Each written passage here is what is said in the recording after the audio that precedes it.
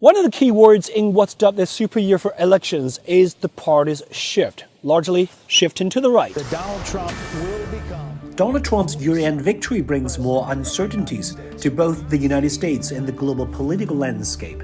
Meanwhile, trade tensions between the world's two largest economies could spiral out of control. I do not expect very many good news from the American side. They will exercise the xenophobic drive. The Trump administration will intensify the trade war, but it is a very big policy mistake. Protectionism is not a good advice for sustainable economic development. Trump has vowed an additional 10% tariffs on all Chinese imports and also threatened U.S. neighbors and European allies with tariffs. With this rising protectionism, it will put great pressure on the WTO-based international economic order. Currently, the U.S. has slapped a 100% tariff on all Chinese EVs. The European Union, with its new and divided parliament, has followed suit, imposing tariffs of up to 35% on Chinese green tech. The European Union must not take a side in the tug of the war between U.S. and China, because globalization is an irreversible process, and China knows much better than the old and the new American administration how to manage, how to continue this inclusive globalization. His government will really need to... In the UK, the Labour Party, ending 14 years of Conservative Party rule, has echoed a sentiment of pragmatism.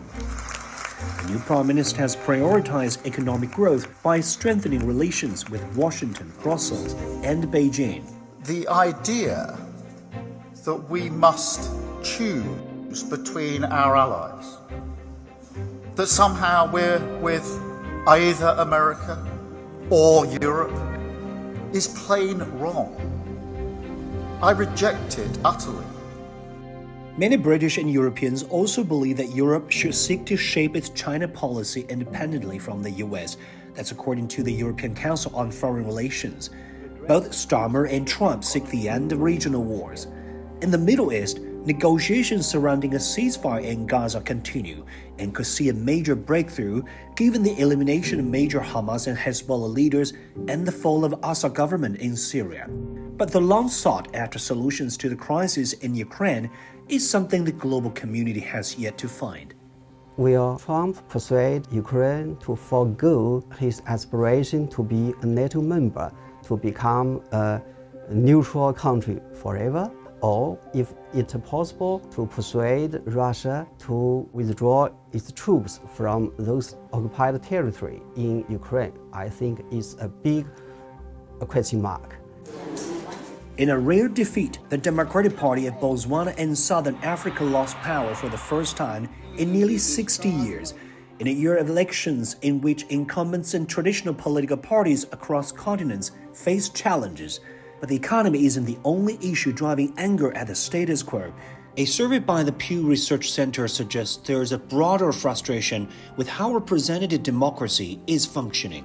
Globally, rising populism and nationalism could also widen the developmental gap between the North and South.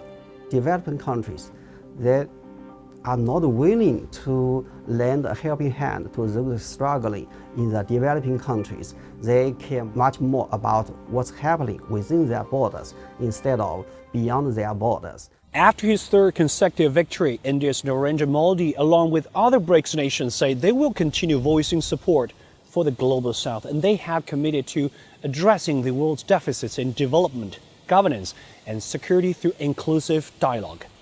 Though experts warn of a new Cold War, there is hope that cooperation could still outpace confrontation. Because China and the United States can together solve all of the problems of the world, if you think about it.